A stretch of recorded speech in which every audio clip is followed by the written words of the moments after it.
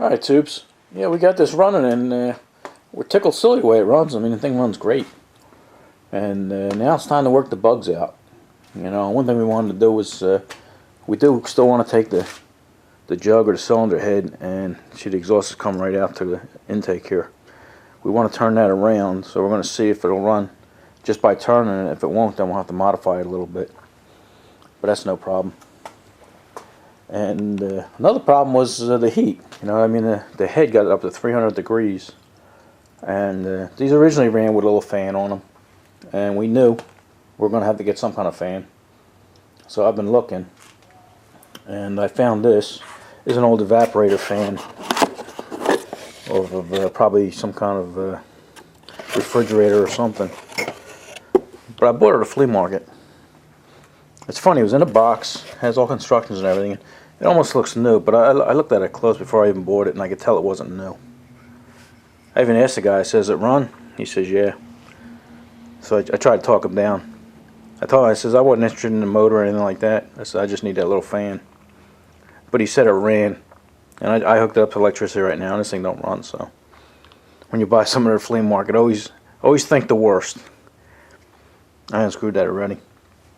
But this little fan is just the right proportion. You know, it's plastic. I mean, I'd rather have a metal fan, but it'd be the right proportion for that head there.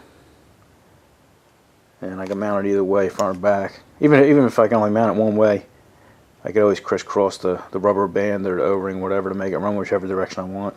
That's no problem. But I was looking at this, and I was seeing what I could use. It would be nice if I could use this bracket that holds the, you know, the centerpiece here. But I'll have to take it apart and look. I doubt it. So I got a bearing here. You know, I can make a bushing and put something in there to hold it. But maybe I'll try and get a different one. Go to Lowe's and see if I can get a smaller one. Might be able to get one fit right inside there. But anyway, I'm gonna take the motor apart and see if there's anything I could use on that, and see, just look it over and see where we can put this. Hold on, let me take this apart and play with it a little bit. Alright, let's see what we got here. Like I said, I already took these screws out here that hold the fan on, so that'll just come right off there. Let's see what we got in here.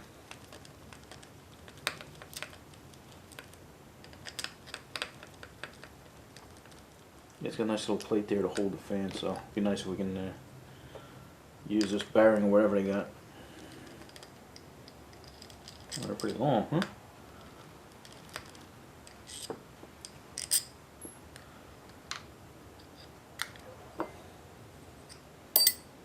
Okay. Alright. I can see right off we can't. At least not the way it is. Maybe we can modify it. Almost looks like there's some kind of bearing or something in there. It's just clipped on. Oh well, so they might be held on with some kind of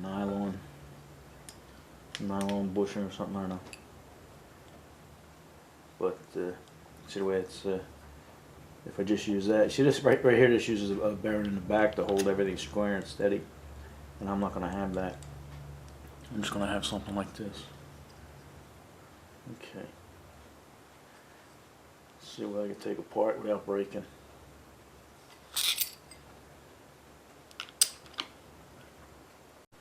And I was looking for a little puller to try and pull this off, and it's funny. Is a battery terminal cable puller, and it almost looks like it was made for this job. Look at the way it's pulling it. The little thing off that little gear puller. I could probably yank on this now and get most of it. Okay. Yeah, you never know what you're gonna be able to use when you're fabricating something. Alright, here's where we're at with this.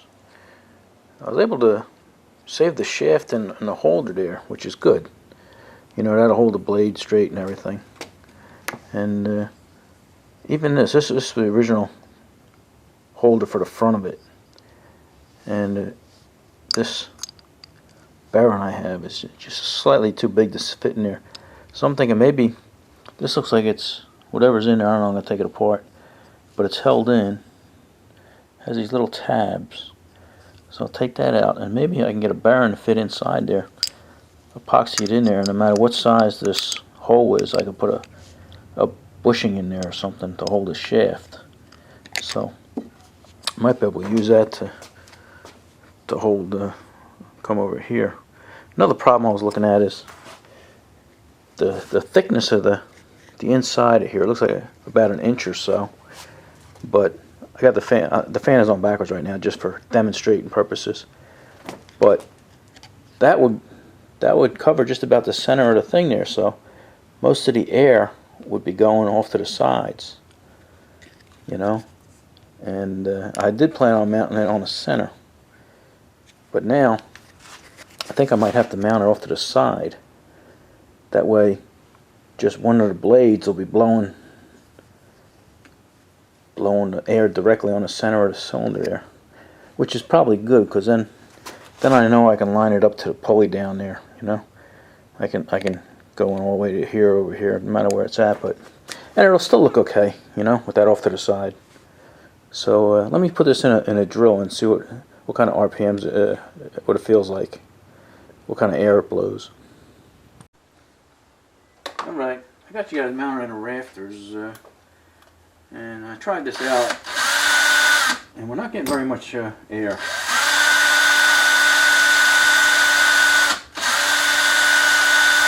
You know, you are getting a breeze, but not much.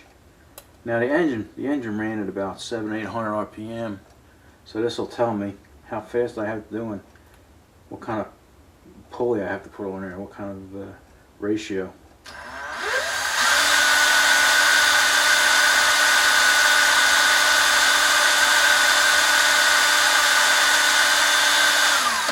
That'll be about 10.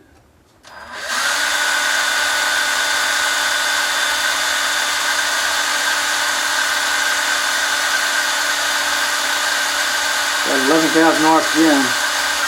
About 11,000 RPM. And like I say, it really didn't feel that much wind. Yeah.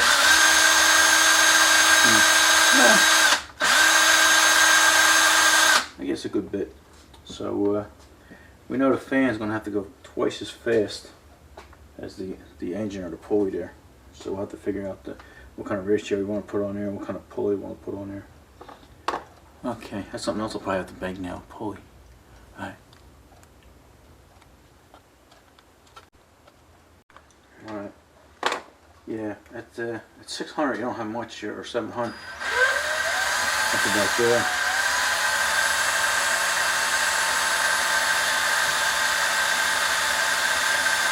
That's 600 there. And yeah, you're not getting very much air. So we're definitely gonna have to put some kind of pulley on there. All right, here's where we're at. I was able to rip that thing apart.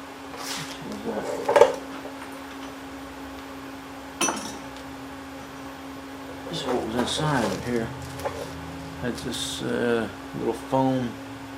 I guess that kept it oiled, and then this brass bearing was in the middle, and that held that in place, and then that was right on top of there. Pretty neat. I didn't think all it was in there, but anyway, this is what we're going to use. Now let's see what that is. Let me see what size it is. You guys hear me? I got the heater on over there, the heater fan. Where you at? Can you see that? You probably can't see that. I can see it though, that's all that matters. Alright, it's 1.25, inch and a quarter. Okay. And now, let's see what we got here. Not good. 0.181. So 187. 187, I think it's 3/16. Correct me if I'm wrong. So if we get a 3/16 inside, 3/16 inside, and inch and a quarter outside, we're pretty close. We're going to be able to pretty close tolerances. And let me show you where we're going to hang it. Alright, if that works out, then we can just come off here on an angle with a little bracket and mount this thing. I'm trying to grab this here left-handed and mount it like that off a bracket. Let me put it on here, and that would put that fan right where we wanted it, the blade right where we wanted it. Okay, like I say, we'll try and get the outside, get 1.25 inch bearing, and then the inside don't matter. We could always bush that and make it whatever we want. Okay, and then there's going to be enough room in there. I'm definitely going to have to make a little pulley.